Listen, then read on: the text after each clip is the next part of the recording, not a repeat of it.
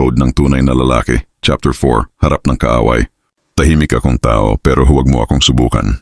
Hindi ako naghahanap ng gulo, pero marunong akong lumaban ng marangal. Code No. 18, hindi una sa suntok, pero laging handa. Ang tunay na lalaki hindi barumbado, pero hindi rin siya uupo habang inaapakan.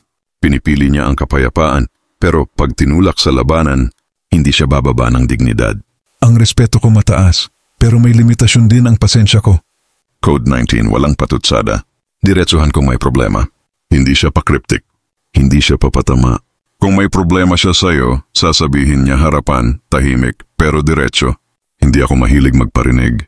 Ang tunay na lalaki, harapan kong harapan. Code per 20, hindi gumaganti sa paraan ng kalaban. Hindi siya bababa ng antas.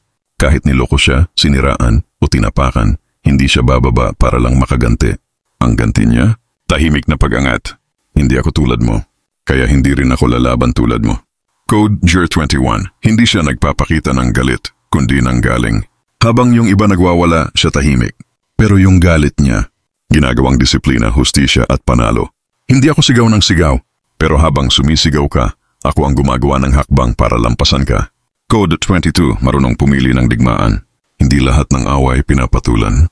Alam niya kung alin ang petty at alin ang tunay na laban na may saysay. Ang tunay na lalaki hindi palaban. Pero pag pinili niyang lumaban, tapusin mo na o ikaw ang matatapos. Tahimik, matatag, may galang, kahit sa gitna ng gulo. Ang tunay na lalaki hindi basta pinipikon. Pinipili niya ang oras ng pagsabog at siguradong pag pumutok siya, may rason at may direksyon.